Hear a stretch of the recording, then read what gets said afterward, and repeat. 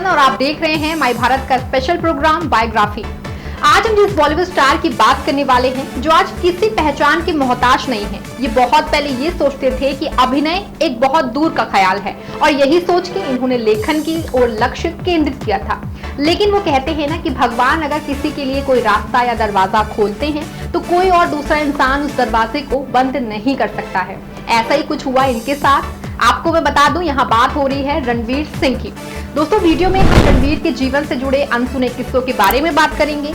अगर आप हमारे चैनल पर नए हैं तो तुरंत ही हमारे चैनल को सब्सक्राइब कर लें। चलिए अब बढ़ते हैं वीडियो की तरफ। रणवीर सिंह का पूरा नाम है रणवीर सिंह भवनानी। रणवीर सिंह का जन्म 6 जुलाई 1985 को मुंबई के एक सिंधी परिवार में हुआ था। इसीलिए इनका नाम भी सिंधी परंपराओं को ध्यान में रखते हुए रणवीर भवनानी ही रखा गया था।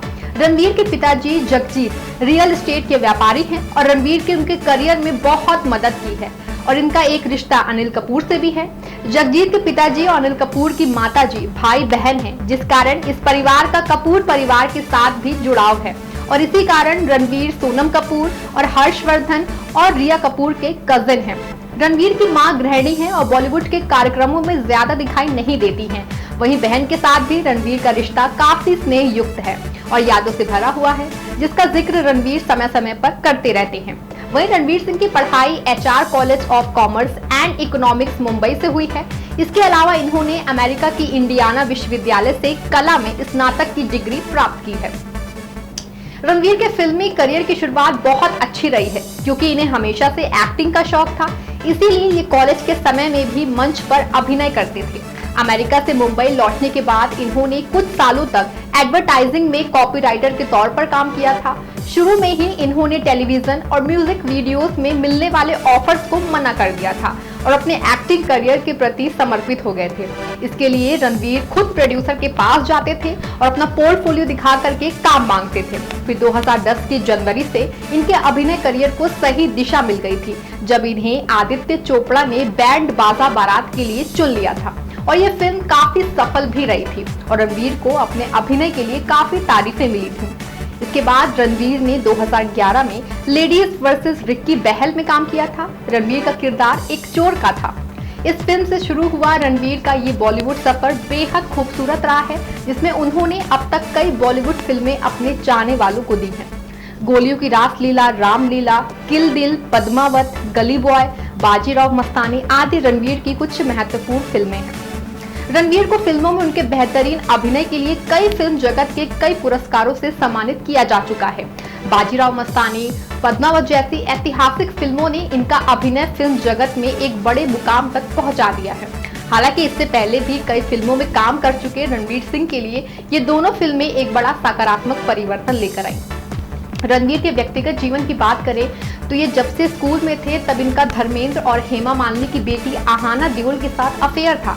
इसके बाद इन्होंने कुछ समय के लिए प्रसिद्ध अभिनेत्री अनुष्का शर्मा को भी डेट किया था। इसके बाद अगस्त 2012 में दीपिका पादुकोण को डेट करना शुरू कर दिया था। रणवीर सिंह और दीपिका पादुकोण के बीच प्यार की शुरुआत रामलीला फिल्म के गाने अंग लगा दे से शुरू हो गई थी।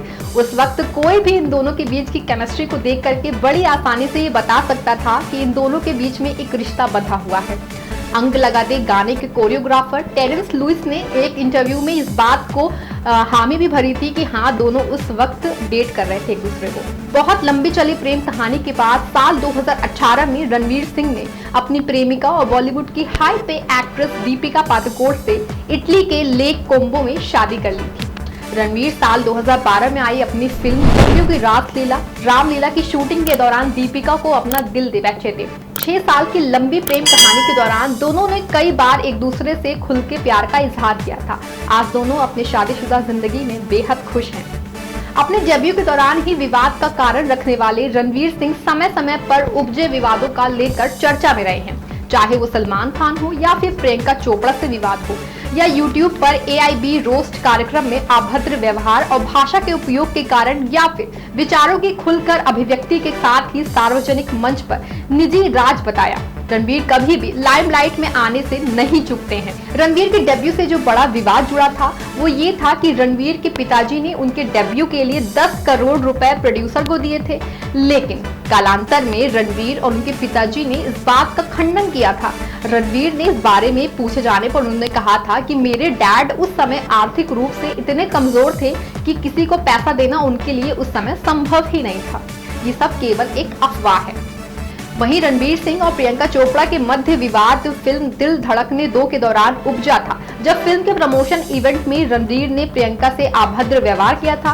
इसके बाद प्रियंका नाराज हो गई थी और प्रतिक्रिया में कहा था कि वो रणवीर से बहुत सीनियर है। रणवीर की छवि एक प्ले बॉय जैसी है, जिससे रणवीर भी खूब सहमत हैं, बल्कि कई बार पब्लिक में ये भी स्वीकार किया है कि उनके कई संबंध रह चुके हैं।